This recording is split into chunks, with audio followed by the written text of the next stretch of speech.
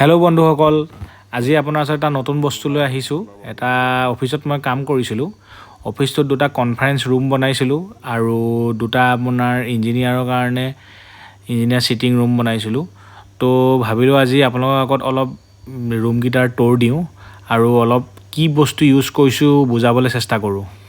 চাওক, এইফালে এটা ৰুম আছে, নেক্সট এখন টাফন গ্লাছ আৰু এয়া এটা ৰুম আছে। জাষ্ট ভিতৰত সোমাই গৈছোঁ আৰু চাওক, এখন জাষ্ট সোমাই পেলাই আপোনাৰ ওপৰত এইটো চেণ্ট্ৰেল এ চি আছে আৰু এই হৈছে ভিনিয়াৰ ইউজ কৰিছোঁ। মানে কিয় গম পাইছে চাগে, প্লাইবৰ্ডৰ পৰা জেনেৰেলি মানুহে ঘৰ বনালে মাইকা ইউজ কৰে। আমি ইয়াত যিহেতু মাইকা ইউজ নকৰি ভিনিয়াৰ ইউজ কৰা হৈছে। কাৰণ আপোনাৰ ইউজ কৰা হৈছে কিয় বুজি পাইছে চাগে, এইটো এটা অফিচ হয় যিহেতুকে, আৰু ইয়াত আপোনাৰ ভিনিয়াৰ ইউজ কৰি তাৰ ওপৰত যেতিয়া হাই গ্লছ পলিচ কৰা হয়, ইয়াৰ যোনটো সৌন্দৰ্য এইটো ফুটি ওলাই আহে। আৰু একচুৱেলি ভিনিয়াৰ হয় গছৰ ছাল। আপোনাৰ এটি বহুত বেলেগ ধৰণৰ গছৰ ছাল ইউজ কৰা হয়। গছৰ পাতলাকৈ শ্লাইচ কৰি তাৰ ওপৰত সেইটো বস্তুটো প্ৰডাক্টটোকে হৈছে কয় ভিনিয়াৰ। ইয়াৰ ওপৰত মানে সাধাৰণতে পলিচ কৰা হয়, জেনেৰেলি পুৰা হাই গ্লছ পলিচ কৰে। একদম তেতিয়া প্ৰিমিয়াম কাঠৰ লুকটো ওলাই পৰে। তো এইকাৰণে বস্তুটো বহুত ধুনীয়া লাগে। আৰু এই বস্তুবোৰ আমাৰ আৰ্কিটেক্সাৰে সম্পূৰ্ণ ড্ৰয়িং দিয়া থাকে, সেই ভিত্তিত আমি ডিজাইনবোৰ বনাওঁ। এয়া আমাৰ ছুপাৰভাইজাৰ ৰাজে মোৰ সহায় কৰি দিছে আৰু ধুনীয়াকৈ খুলি দেখাই দিছে বস্তুটো। ৰাজলৈ মোৰ ধন্যবাদ থাকিল সহায় কৰাৰ বাবে। তো ইয়াত এইখন দৰ্জা হয় আৰু এইবোৰ ভিনিয়াৰ ইউজ কৰা হৈছে। ভিনিয়াৰ যিটো পলিচ ইউজ কৰিছোঁ, এইটো আপোনাৰ প্ৰথমে 3টামান কোট মাৰিব লাগে। আপোনাৰ প্ৰথমে চিলাৰ মাৰিব লাগে। প্ৰথমে ৰাবিং কৰি তাত চিলাৰ ইউজ কৰা হয়। তাৰ ওপৰত হাই গ্লছ পলিচ মৰা হৈছে। আৰু এইটো ছাৰ্ভাৰ ৰুম হয়। ছাৰ্ভাৰ ৰুম ভিতৰত আপোনাৰ ফল চিলিঙৰ বৰ্ড দি পাৰ্টিশ্যন বনাইছোঁ। ইয়াত আপোনাৰ ছাৰ্ভাৰ ছেটআপ হ'ব আৰু ইলেক্ট্ৰিকেলৰ বস্তুখিনি আছে।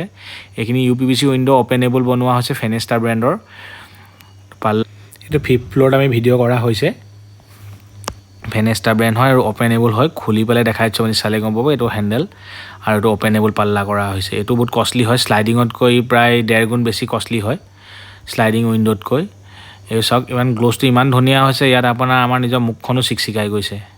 লাইট বা গোটেইখিনি বস্তু চিকচিকাই গৈছে। দৰ্জাত আপোনাৰ লক ইউজ কৰা হৈছে আৰু ওপৰত আপোনাৰ ড'ৰ ক্ল'জাৰ ইউজ কৰা হৈছে। চিটকনি লগোৱা হৈছে। এখন গ্লাছ মানে ক্লিয়াৰ গ্লাছ ইউজ কৰিছোঁ আমি আৰ পাৰ দেখা পাবৰ কাৰণে। এখন টেবুল হয়, ইয়াত টেবুলত আপোনাৰ বহিব, আপোনাৰ চিটিং হ'ব। আৰু ওপৰত 3টা পাল্লা দি পেলাই পাল্লা টাইপৰ জাষ্ট মানে বস্তু কিবাকিবি থ'বৰ কাৰণে ষ্টক কৰা হৈছে। ড্ৰয়িং ইঞ্জিনিয়াৰে দি দিছে আপোনাৰ, সেইটো হিচাপে আমি বনাইছোঁ। ইয়াত বেছি মডিফাই কৰা নাই, জাষ্ট মানে মেটেৰিয়েলখিনিৰ ওপৰতহে মই আপোনাক দেখাব বিচাৰিছোঁ। ইয়াৰ পলিচৰ কোৱালিটি আৰু ভিতৰত আমি পেইণ্ট কৰিছোঁ।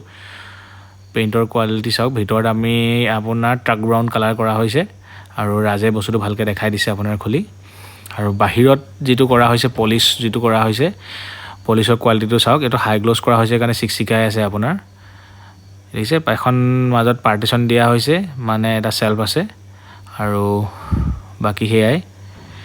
বহুত ধুনীয়া সুন্দৰ হৈ উঠিছে। আপুনি মানে ভিডিঅ'ত ধৰিব নোৱাৰিলেও যদি আপুনি নিজে আহে বা কোনোবাই আপুনি নিজে দেখা পায়, বহুত ধুনীয়া এটা লুক ওলাই পৰে।